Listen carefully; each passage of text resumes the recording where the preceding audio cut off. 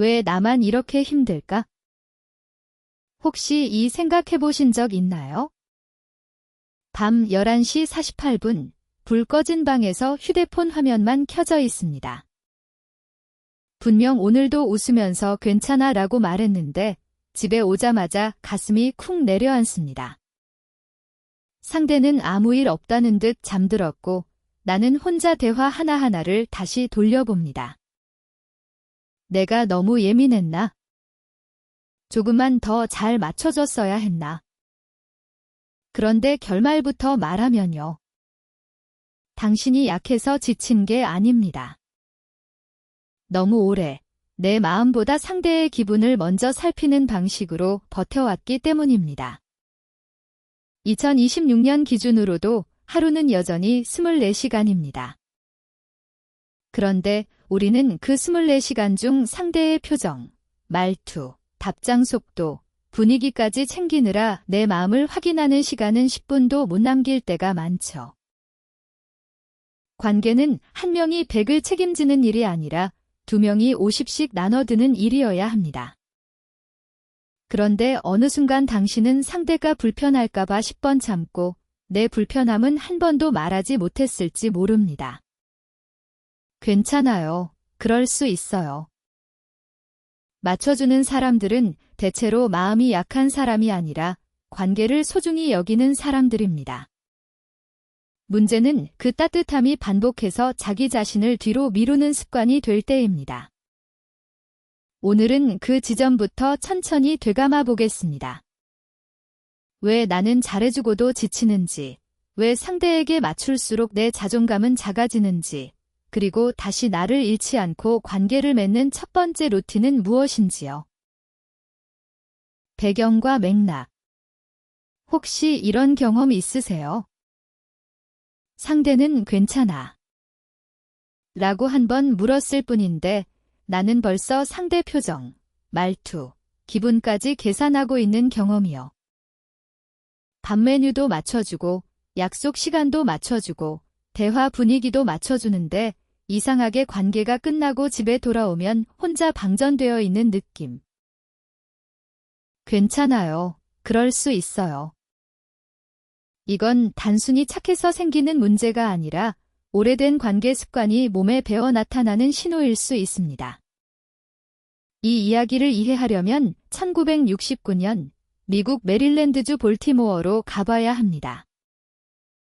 발달 심리학자 메리 에인스워스는 존스 홉킨스 대학교 근처 실험실에서 생후 12개월에서 18개월 사이의 아이들과 엄마를 관찰했습니다. 훗날 낯선 상황 실험시라고 불린 이 연구에서 아이들은 엄마가 방을 나갔다가 다시 들어오는 짧은 장면을 겪습니다. 시간으로 보면 몇 분에 불과했지만 아이들의 반응은 놀라울 만큼 달랐습니다. 어떤 아이는 울다가도 엄마가 돌아오면 금방 안정을 찾았고 어떤 아이는 엄마를 피하거나 매달리면서도 쉽게 진정하지 못했습니다. 에인스워스는 이전 우간다 현장 연구에서 26가정을 관찰했고 이후 볼티모어에서도 수십 명의 아이들을 세밀하게 기록했습니다. 여기서 중요한 질문이 생깁니다. 이 아이들은 왜 이렇게 다른 선택을 했을까요? 엄마를 사랑하지 않아서 피한 걸까요? 아이는 자신이 살아남기 위해 가장 효과적이었던 방식을 배운 겁니다. 울어도 반응이 없었던 아이는 덜 기대하는 법을 배우고 가끔만 반응을 받았던 아이는 더 크게 매달리는 법을 배웁니다. 어른의 관계도 비슷합니다. 누군가의 기분을 빨리 알아채고 싫어도 괜찮다고 말하고 내 욕구보다 상대의 반응을 먼저 보는 사람은 대개 어느 순간부터 그런 방식이 안전하다고 배운 사람입니다. 내가 조금 더 참으면 관계가 깨지지 않을 거야? 내가 맞춰주면 버려지지 않을 거야? 그런데 문제는 이 전략이 어린 시절에는 도움이 되었을지 몰라도 어른의 관계에서는 나를 계속 소진시킨다는 데 있습니다. 두 번째 장면은 1983년 미국 캘리포니아주 버클리에서 시작됩니다. 사회학자 알리 러셀 혹실드는 책 관리된 마음에서 델타 항공 승무원들의 감정 노동을 분석했습니다. 승무원들은 단순히 음료를 나르는 사람이 아니었습니다. 화가 난 승객 앞에서도 미소를 유지하고 불쾌한 말을 들어도 친절한 목소리를 내야 했습니다. 회사는 감정까지 서비스의 일부로 요구했습니다. 혹실드는 이것을 감정노동시라고 불렀습니다. 겉으로는 웃고 있지만 속에서는 계속 자기 감정을 누르는 일. 이게 하루 한 번이면 괜찮을 수 있어요. 하지만 매일 8시간, 매주 5일, 몇 년씩 반복된다면 어떨까요? 결국 사람은 자신의 진짜 감정이 어디 있는지 헷갈리기 시작합니다. 관계에서도 비슷한 일이 벌어집니다. 연인에게, 가족에게, 친구에게 늘 좋은 사람으로 남으려는 사람은 마음속에서 작은 감정 노동을 반복합니다. 서운한데 아니야, 괜찮아 라고 하고, 피곤한데 나도 좋아 라고 하고, 상처받았는데 내가 그럴 수도 있지 라고 말합니다. 물론 배려는 아름다운 능력입니다. 하지만 배려가 50대 50이 아니라 90대 10으로 기울어질 때 관계는 따뜻한 연결이 아니라 조용한 노동이 됩니다. 그래서 오늘의 질문은 이것입니다. 이 사람은 왜 이렇게까지 맞춰주려 했을까요? 정말 상대가 너무 좋아서였을까요? 아니면 거절당하는 감각이 너무 무서워서였을까요? 자존감이 낮은 사람은 자신을 싫어해서만 힘든 게 아닙니다. 오히려 관계를 너무 잃고 싶지 않아서 자기 마음을 뒤로 미루는 경우가 많습니다. 그러다 어느 날 문득 깨닫습니다. 나는 다 맞춰줬는데 왜 나는 아무도 맞춰주지 않지? 그 질문이 시작입니다. 오늘부터 우리가 회복할 것은 이기심이 아닙니다. 내 마음의 위치를 다시 찾는 연습입니다. 상대를 배려하되 나를 지우지 않는 법, 사랑받기 위해 애쓰는 대신 나를 잃지 않고 연결되는 법. 관계 자존감 회복 루틴 한 편은 바로 여기서 시작됩니다. 반전과 전개. 그런데 아무도 예상 못한 일이 벌어집니다. 민지는 어느 날 정말 사소한 부탁 하나를 거절합니다. 오늘은 제가 먼저 퇴근해야 해서요. 딱 이 한마디였어요. 평소라면 동료의 보고서도 봐주고 팀장님 기분도 살피고 점심 메뉴까지 맞춰주던 사람이었는데 그날만은 몸이 너무 지쳐 있었습니다. 그런데 돌아온 반응이 이상했습니다. 요즘 민지 씨 좀 차가워진 것 같지 않아? 전에는 잘 도와줬는데? 민지는 순간 얼어붙습니다. 내가 한 번 거절했을 뿐인데 왜 내가 나쁜 사람이 된 것 같지? 혹시 이런 경험 있으세요? 99번 맞춰줬는데 1번 못 맞춰준 날만 기억되는 느낌. 괜찮아요. 그럴 수 있어요. 이건 당신이 예민해서가 아니라 관계 안에서 역할이 굳어졌기 때문입니다. 첫 번째 에피소드입니다. 민지는 회사에서 늘 괜찮은 사람이었습니다. 야근 중 동료가 자료 한 번만 봐줄 수 있어요. 라고 하면 이미 머리가 아파도 웃으면서 봐줬습니다. 그렇게 한 달 동안 대신 정리한 문서가 7개, 퇴근이 늦어진 날이 9일이었어요. 택시비로만 6만 8천 원이 나갔고 다음 날 커피값까지 더하면 매주 1만 2천 원씩 세고 있었습니다. 그런데 정작 민지가 도움이 필요했던 날 동료는 말합니다. 미안해요. 저 오늘 약속 있어서요. 그때 민지는 놀랍니다. 내가 준 만큼 돌아오지 않는구나. 그리고 더 아픈 건 그 사실보다도 그럼에도 내가 서운해해도 되나 하고 자기 감정을 의심했다는 겁니다. 두 번째 에피소드입니다. 친구 모임에서도 비슷했습니다. 친구들이 아무데나 괜찮아 라고 하면 민지가 예약하고, 누군가 늦으면 민지가 먼저 분위기를 풀고, 계산이 애매하면 민지가 조용히 더 냈습니다. 어느 날 식사비가 18만 4천 원이 나왔는데 4명이 나누면 4만 6천 원이면 되는 자리였어요. 그런데 한 친구가 나 오늘 현금이 없어서 다음에 줄게라고 했고 민지는 그냥 6만 원을 냈습니다. 문제는 돈이 아니었습니다. 6만 원보다 더 크게 빠져나간 건 마음이었어요. 마치 내 감정 계좌에서 매번 수수료 10%가 빠져나가는데 아무도 잔액을 확인해주지 않는 느낌. 그리고 집에 돌아와 생각합니다. 내가 먼저 말했으면 분위기 깨졌겠지? 여기서 관계 자존감이 조금씩 닳기 시작합니다. 세 번째 에피소드입니다. 연인 관계에서는 더 조용하게 무너집니다. 상대가 피곤해 보이면 민지는 자기 이야기를 줄였습니다. 상대가 예민하면 민지가 사과했습니다. 상대가 연락이 늦어도 바빴겠지 하고 넘겼습니다. 그런데 어느 날 민지가 정말 힘든 하루를 보내고 오늘은 나도 좀 기대고 싶어 라고 말했을 때 상대는 이렇게 답합니다. 갑자기 왜 그래? 너 원래 이런 사람 아니잖아. 그 순간 민지는 크게 놀랍니다. 원래 이런 사람이 아닌 게 아니라 원래도 이런 마음이 있었는데 꾹 참고 있었던 거였거든요. 여기서 반전이 있습니다. 맞춰주는 사람은 착한 사람이기 전에 관계를 잃을까 봐 긴장하는 사람일 때가 많습니다. 거절하면 미움받을까 봐, 내 욕구를 말하면 이기적으로 보일까 봐, 분위기가 어색해지면 내 책임처럼 느껴질까 봐요. 그래서 마음속에서는 계속 세금처럼 감정 비용을 냅니다. 한 번 참을 때마다 3%,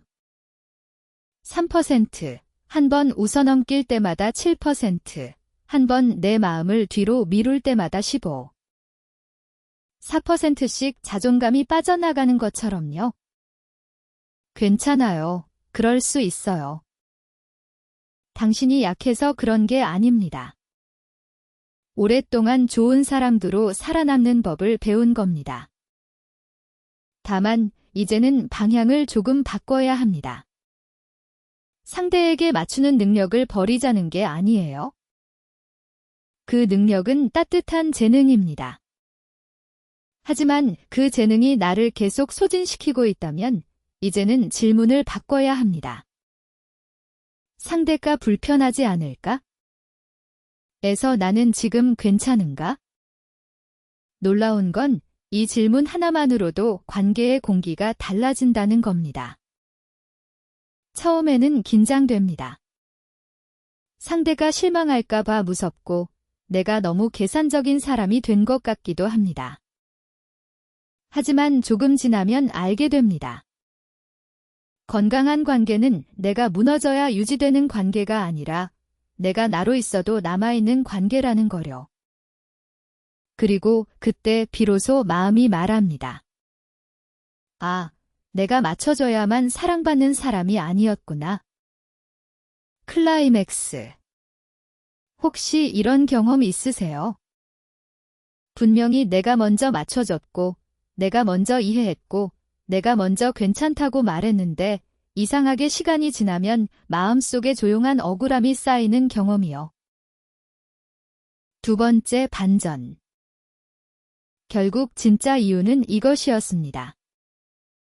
우리는 상대에게 맞춰주느라 지친 게 아니라 맞춰주는 동안 계속 나 자신을 설득하느라 지쳤던 겁니다. 이 정도는 괜찮아. 내가 참으면 넘어가. 괜히 말해서 분위기 깨지 말자. 하루에 이런 말을 마음속으로 10번씩 반복하면 한 달이면 300번입니다. 그런데 진짜 마음은 단 한 번도 동의한 적이 없어요. 괜찮아요. 그럴 수 있어요. 이건 당신이 약해서가 아닙니다. 오히려 너무 오래 관계를 지키려고 애쓴 사람에게 생기는 아주 자연스러운 피로입니다. 예를 들어볼게요. 친구가 약속 시간을 30분 늦었어요. 당신은 웃으면서 말합니다. 괜찮아. 나도 방금 왔어. 그런데 사실은 25분 전부터 기다리고 있었죠. 여기서 손익계산을 해보면 그 순간 당신은 5초짜리 어색함을 피하려고 25분의 불편함을 감췄습니다. 겉으로는 이익처럼 보입니다. 분위기는 안 깨졌으니까요. 하지만 마음은 손해를 기록합니다. 내 시간은 별로 중요하지 않구나. 또 이런 경우도 있습니다. 상대가 메뉴를 고르라고 했는데 당신은 먹고 싶은 게 있었어요. 12,000원짜리 음식을 먹고 싶었지만 상대가 좋아할 것 같은 9,000원짜리를 고릅니다. 돈으로 보면 3,000원 차이일 뿐입니다. 그런데 감정의 차이는 훨씬 큽니다. 내 취향을 말하는 연습 한 번을 놓치고 상대의 눈치를 보는 습관 한 번을 더 강화한 거예요. 작은 선택 같지만 이런 선택이 100번 반복되면 내 마음은 이렇게 믿기 시작합니다. 나는 선택하는 사람이 아니라 맞춰주는 사람이야. 가장 아픈 지점은 여기입니다. 맞춰주는 사람은 사실관계를 잃기 싫어서 양보합니다. 그런데 너무 많이 양보하면 결국 관계 안에서 자기 자신을 잃습니다. 잃기 싫었던 건 상대였는데 먼저 사라지는 건 나였던 거예요. 제가 만난 한 사람은 늘 이렇게 말했습니다. 저는 화를 잘 안 내요. 그냥 넘어가는 편이에요. 그런데 이야기를 들어보니 화가 없는 게 아니었습니다. 화를 낼 권리를 한 번도 자기에게 허락하지 않았던 거예요. 회사에서도 대신 야근을 했고, 가족 모임에서도 불편한 부탁을 거절하지 못했고, 연인에게도 서운하다는 말을 3일 동안 삼키다가 결국 아무렇지 않은 척했습니다. 겉으로는 좋은 사람이라는 평가를 받았습니다. 하지만 속으로는 매일 마이너스였습니다. 하루에 1시간씩 남의 기분을 살피는 데 쓰면 한 달이면 30시간입니다. 1년이면 360시간이에요. 360시간이면 책을 20권 읽을 수도 있고, 운동을 120번 할 수도 있고, 나를 회복시키는 상담을 40회 가까이 받을 수도 있는 시간입니다. 그런데 우리는 그 시간을 나를 살리는 데 쓰지 못하고 상대의 표정 하나, 말투 하나, 답장 속도 하나를 해석하는 데 써버립니다. 그리고 더 무서운 건 상대는 당신이 그렇게까지 애쓰고 있다는 사실을 모를 때가 많다는 겁니다. 당신은 마음속에서 100을 지불했는데 상대는 10을 받은 줄도 모릅니다. 그러니 당신은 더 서운해지고 상대는 왜 갑자기 예민하냐고 느낍니다. 여기서 관계의 오해가 시작됩니다. 진짜 회복은 이제부터 아무도 배려하지 않을 거야가 아닙니다. 그건 회복이 아니라 반동입니다. 진짜 회복은 이렇게 묻는 데서 시작됩니다. 이 배려 안에 나도 포함되어 있나? 상대를 위해 70을 쓰고 나를 위해 30을 남겨두는 관계는 오래 갑니다. 그런데 상대에게 99를 주고 나에게 1만 남기는 관계는 언젠가 무너집니다. 사람은 일로는 살아갈 수 없으니까요. 그러니 오늘의 핵심은 이것입니다. 당신이 지친 이유는 사랑이 부족해서가 아닙니다. 당신의 마음이 너무 오래 계산서 없이 지불해왔기 때문입니다. 이제부터는 늦지 않았습니다. 맞춰주기 전에 딱 3초만 멈춰보세요. 내가 정말 괜찮은가? 이 질문 하나가 관계 자존감을 다시 세우는 첫 번째 문입니다. 마무리. 혹시 이런 경험 있으세요? 분명히 내가 좋아서 맞춰준 건데 시간이 지나면 마음 한쪽이 텅 빈 것처럼 지치고 서운해지는 순간이요.